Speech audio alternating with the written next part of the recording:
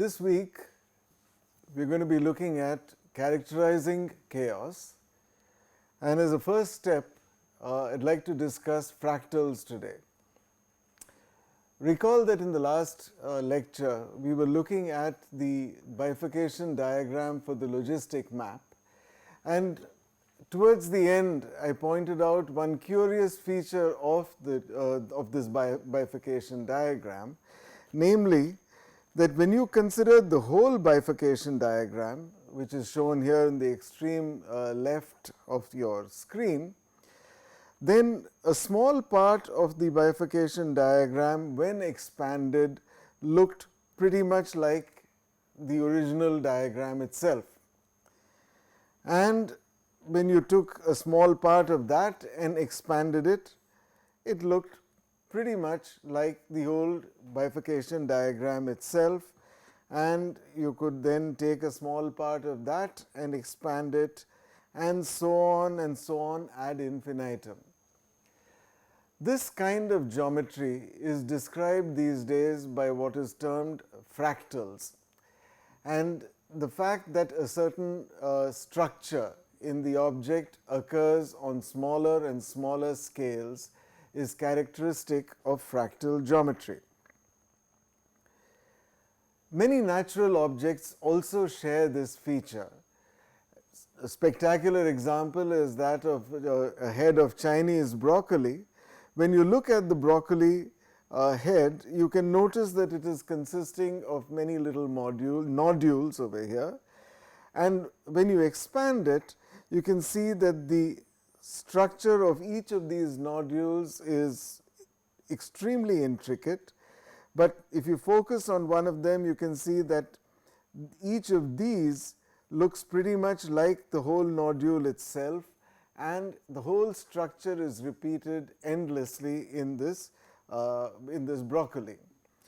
Many natural objects have this feature, if not precisely, statistically they have this kind of feature, and the first person to draw our attention collectively to this is mathematician Benoit Mandelbrot, who from the 50s onwards was pointing out that standard geometry is not enough to describe a whole variety of natural objects. In his very influential book, The Fractal Geometry of Nature, in 1983, he says, "Clouds are not spheres, mountains are not cones, coastlines are not circles, and bark is not smooth. Nor does lightning travel in a straight line." He was drawing attention to the fact that when modeling something like a cloud, to a first approximation, a cloud is like a sphere. But as you can see, this cloud is far from spherical, and even the sphere has little features on it on smaller and smaller scales. A first approximation to a mountain might be a cone, but this mountain, as you can see, has structure. There are other little cones on top of cones, and so on and so forth. So if you really wanted to describe what a mountain looked like, it would not be by a simple cone. The coastline of a country or the border of any particular country is not always very smooth, and in particular a coastline cannot be approximated by a circle. The bark of a tree is not smooth, it's not some smooth surface, but it has a lot of structure on it, as you can see in this image that I have over here. Mandelbrot pointed out that in order to describe these objects, we need to turn to fractal geometry. And he posed this in a paper in 1967, asking, how long is the coast of Britain? He was drawing attention to the fact that if you take any complicated curve, such as a coastline, the length of that curve depends on the scale at which you measure it. as shown over here, there is a map of Britain with successively smaller measuring units being applied.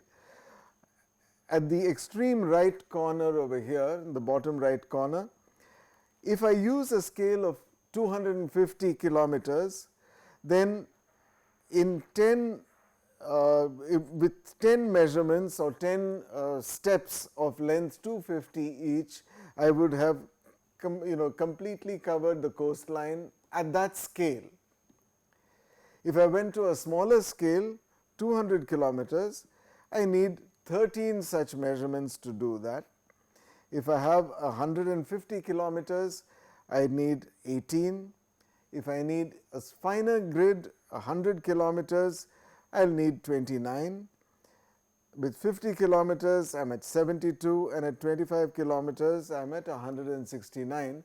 And it of course is possible to do it at finer scales, it's just not easy to show it over here. Notice one thing, that if I use a measuring rod of length 250 kilometers, my estimate of the coastline is, as you can see visually, very crude. And the total length is 2,500 kilometers. If I use 200, I'll get a length estimate of 2,600 kilometers. By the time I go to 50 kilometers, my length is up to 3,600, but my measurement of the coastline is actually getting better and better. At 25 kilometers, the total length is 4,225 kilometers. Quite different from the initial estimate, almost a factor of 2. It's the same coastline, it's just that my measurement apparatus has gotten finer and finer. So, the smaller the measurement apparatus, or the smaller the increment of measurement, the longer is the measured length. But more importantly, this kind of property, that the length or some measurement depends on the unit on which you are measuring it, is not shared by other geometric objects. For instance, the length of a line, whether I measure it with 1 foot or with 6 inches or with 4 inches, the length is always 1 foot. It's one measurement unit here, 2 over here and 3 over here, but the answer is the same. Likewise, were I to calculate the area, this is 1 square unit, but if I used a quarter of the length, or half the length, so it becomes a quarter of the area, sorry. So, if I use a quarter of the area, I find 4 units over there, but 4 times 1 by 4 is also equal to 1. And likewise, if I use a third over here, then my unit square is 1 by 9, but I have got 9 of them, so again the area is 1. The same argument holds to show that if I measure a cube with length 1, with a box of length 1, or 1/2 or 1/3, my answer for the final volume is the same, which is that the volume is 1. This is actually at the heart of what we think of as dimension in the following way. If I ask how many boxes of size 1 by r are needed to cover the object, and how does this number increase with r, because as r increases, the size of the boxes gets smaller, namely the scale gets finer. How does this change? So, if I see this line over here, I need 1 box of length 1, I need 2 boxes of length 1/2, I need 3 boxes of length 1/3. For the square over here, for the plane, I need 1 box of which has side length 1, I need 4 boxes of length 1/2 and 9 of a length 1/3. And for the cube, the answers are 1, 8 and 27. So, now if I note that n of r has the relationship r to the power d, it is easy to see that for the line I will find that d is equal to 1. For the square over here, the plane, I will find that d is equal to 2. And finally, for the cube, d is equal to 3, as you can verify easily just looking at this little example over here. So, this is the familiar definition that we have of dimension, and it gives these numbers 1, 2 and 3 for familiar everyday objects in 1, 2 or 3 dimensions. Also, as it happens, if you take a point which has dimension equal to 0, the number of boxes that is required to cover a point, a single point, is always 1 regardless of how big the box is. So, it will go as r to the power 0, which is 1, and that tells you that the dimension of a point is in fact 0. For a long time, mathematicians have been wondering about objects for which you get slightly non-trivial answers using the same procedure. Here is a curve that was described by the mathematician von Koch, and when you apply the same procedure that we have outlined to such an object, we find that the answers are more interesting. So, the way in which this curve is constructed is as follows. You start with a line known as the initiator over here. You remove the middle 1/3. The middle 1/3 is removed, and you put in a little hat on that middle 1/3, where the lengths of the sides of the hat are the same as 1/3. So, at stage 1, this generator figure over here says that you take a line segment and replace it with this hat function. At the next step, what you do is you take this line function, replace it with this hat function, this line function, replace it with the hat function, this one with the same hat function, and this one also with the same hat function. And now you can see how this procedure works. At the next stage, you take every line segment and replace it with this hat function, and so on and so forth. So, the curve gets more and more complicated, and in the limit, this curve that you get is the Koch curve or the Koch curve, depending on how you like to pronounce it. The scales get finer and finer, of course, but note that this curve has this property that a part of this curve, when you expand it, if you blew this up, it looks pretty much like the curve at one previous version. And if you blow this up, it looks exactly like the curve at the previous stage. And as a matter of fact, if you blew up the Koch curve, you just took a third of it and you blew it up, it would be the same curve itself. What is the box counting dimension of this object? At the initiator stage, if I take a box of length 1, I need one box to cover this entire object. At the next stage, what I need is a box of a length 1/3, 1/3. And if I take a box of length 1/3, I am going to need 4 boxes to cover that. As you can see, 1, 2, 3 and 4. At the next stage, I am going to be down by a factor of 3. So, I am going to need a box of size 1/9, and now I am going to need 16 boxes. It is not difficult to do the math. At the next stage, you are down by another factor of 3, and you are going to require 4 times more boxes. And it is easy to convince yourself that no matter how small it is, the boxes are going to be of size 1/3 to the n, and you are going to need 4 to the n such boxes.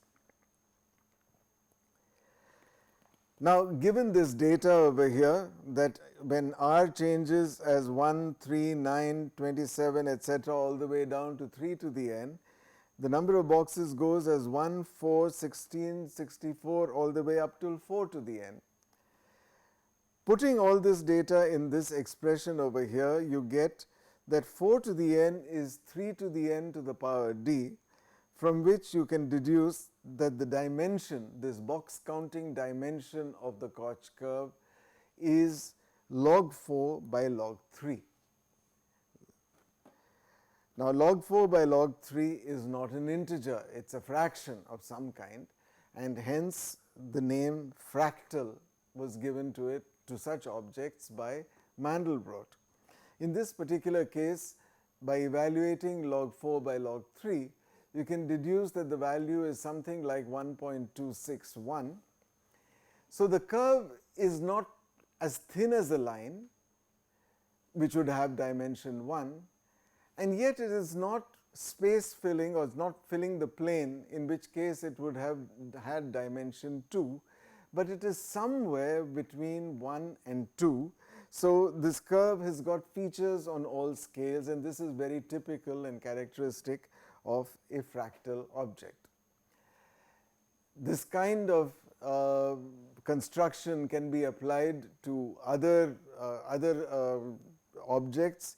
You can take a triangle, remove the middle third of it, and keep on doing this recursively over and over again, and a little calculation will show you that the fractal dimension, following exactly the same procedures that we have done over here, is something like 1.58. Sorry.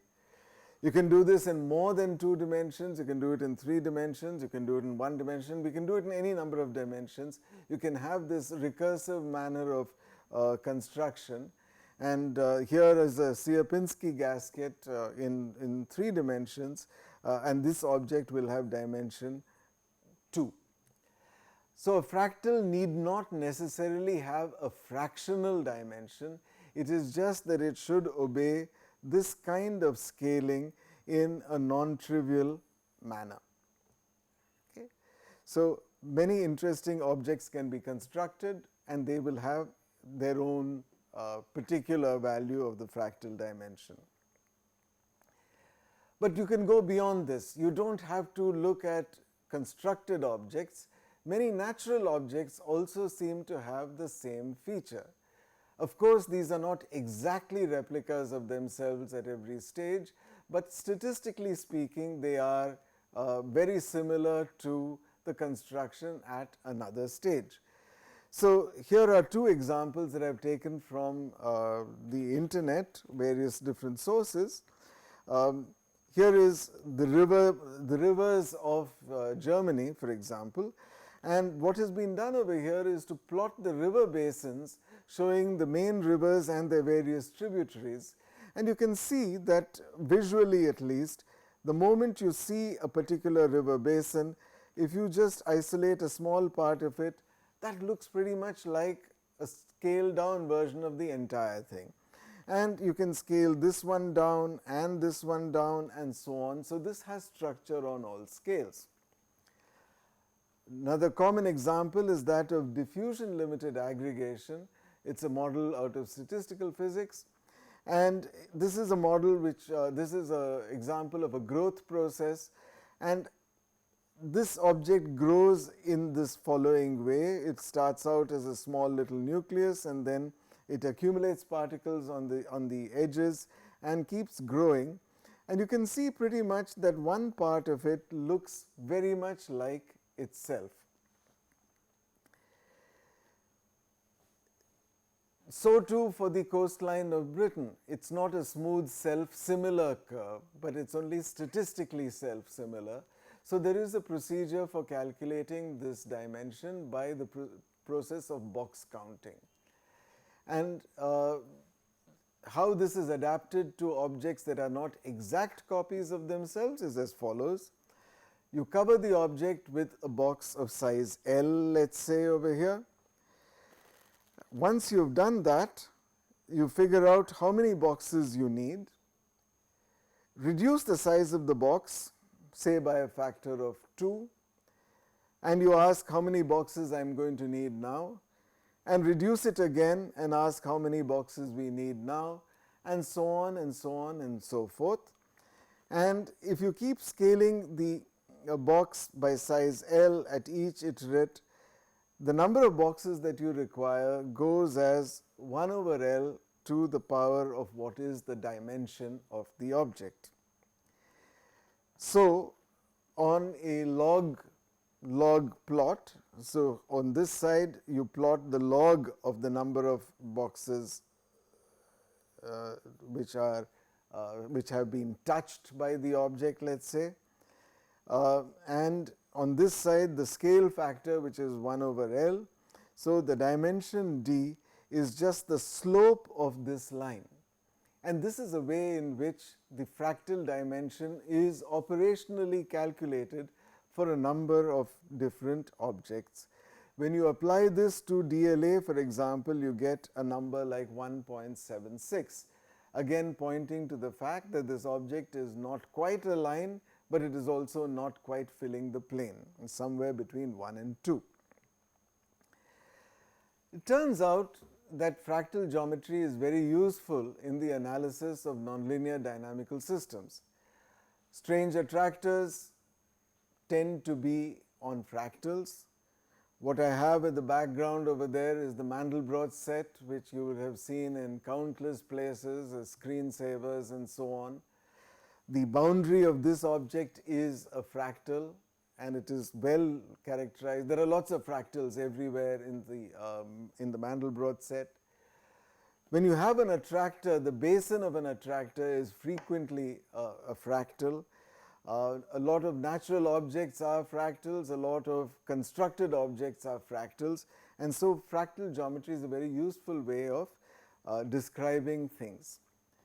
A famous fractal was described by the mathematician George Cantor over a century ago, and this is the famous Cantor middle thirds set, which is constructed in the following way.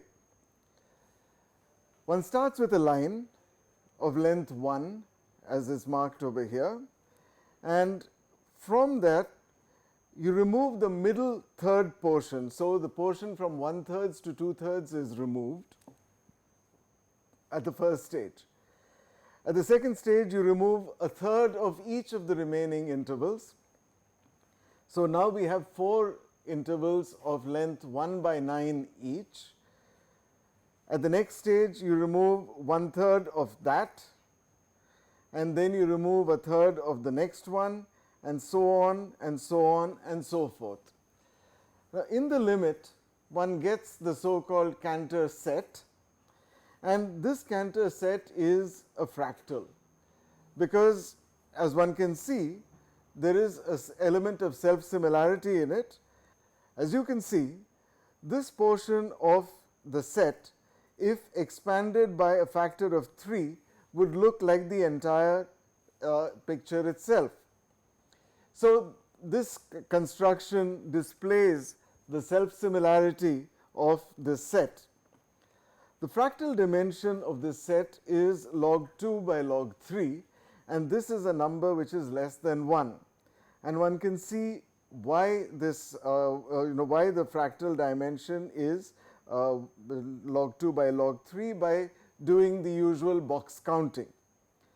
At the initial stage, I need one box of length 1 to cover the entire set.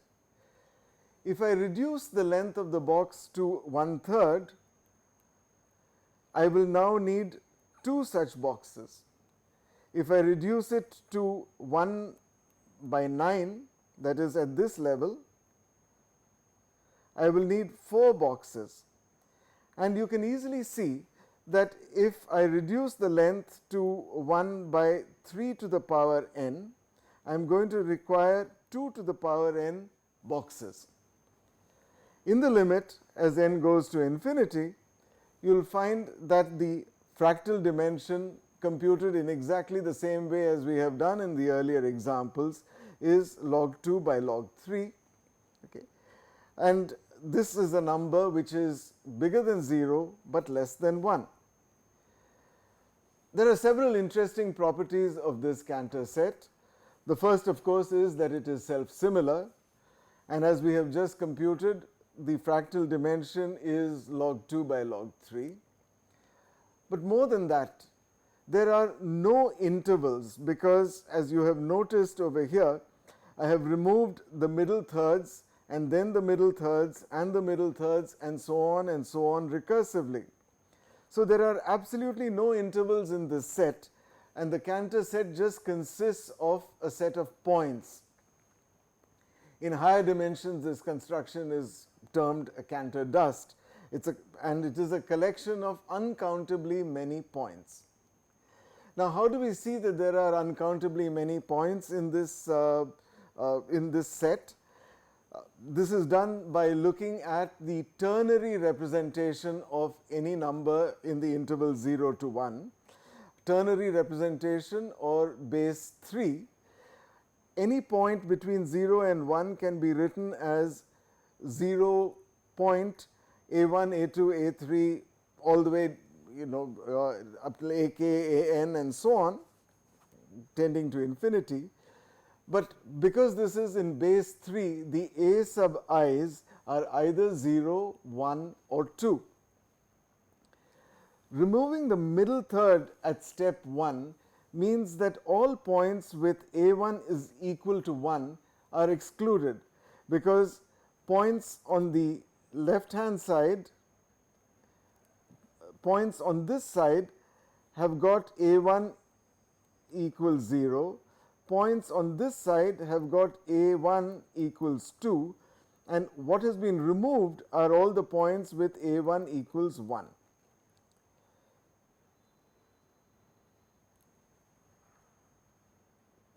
So, at the first stage, removing points in the middle one third means that you remove all those points which have got a1 equals 1. At the next stage, you want to remove all the points in the subintervals 1 by 9 to 2 by 9, 7 by 9 to 8 by 9, the middle thirds of these other two sets, and that means that all the points with a2 equals 1 need to be excluded. At the next stage, we will remove all the points with a3 equals 1. The next stage is all the points with a4 equals 1, and in the limit, all the points that remain are points 0, a1, a2, a3, all the way going up to infinity, where the a sub i's are either 0 or 2. 1 cannot appear anywhere. And it is also easy to see that any sequence of zeros and 2's can be mapped identically to a sequence of zeros and 1's, because you're treating 0 and 2 as just symbols, 0 and 1 would be equivalent symbols. So, in binary notation, this is entirely all the points in the interval, and therefore, the remaining points that we have in this construction is an uncountable set. But because there are no intervals at all, this is a set of measure 0. This set applies very interestingly to a dynamical system, to which we will now turn.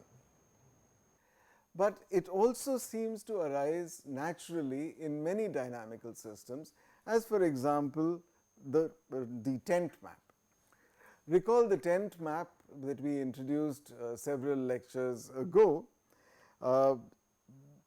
X goes to t of x, where t of x is, in the general case we had mu x, but now I want to make this tent map with the slope 3.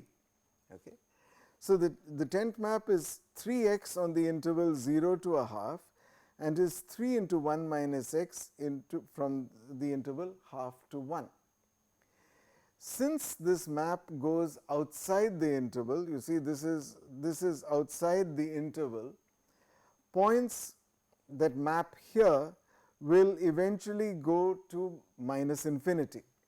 Namely, all these points will escape. Everything that maps above the line over here, once you increase the value, it will just keep escaping. Now, by construction, you can see that this is precisely the interval 1/3 to 2/3, and all these points have escaped. What about the points that will come to the interval on the first iteration? This is the pre-image of this interval, and as we know, the pre-image of this interval can be easily constructed by looking at that or going out here and finding those points. Okay. So, these two intervals will be exactly 1/9 to 2/9 and 7/9 to 8/9 over here. So, these points will escape after two iterations, namely they will come to 1/3 in the first iteration, and then the next iteration they will go out. Pre-images of these two subintervals, there will be 4 of them, and they will escape in 3 steps, and so on and so on, so that the points that will never escape on iterating in the system, they actually are the middle 1/3 Cantor set. As you can see, we started with this line 0 to 1. All these points left in one iterate, these points are leaving in 2 iterations, these points will leave in 3 iterations, these will leave in 4, and so on and so on and so forth, so that the only points that will always remain in the interval are going to be the middle thirds Cantor set. The points that never escape from this interval upon iteration will form a fractal, and the dynamics will be on this particular fractal, but this will be contained inside the interval 0 to 1. This is a theme that recurs often in nonlinear dynamical systems, namely that you have chaotic motions on attractors, and these attractors happen to have fractal geometries. Attractors that are fractal and on which the motion is chaotic are usually termed strange attractors. This is a terminology that goes back to the 70s and is both standard and it has a mathematical definition. And it is important therefore to look at dynamics not just in terms of instabilities and the geometry of the dynamics, but also look at the structure of the object on which the dynamics takes place, and these are best described by the fractal geometry. Okay. In the next lecture, or maybe more, we will explore such matters.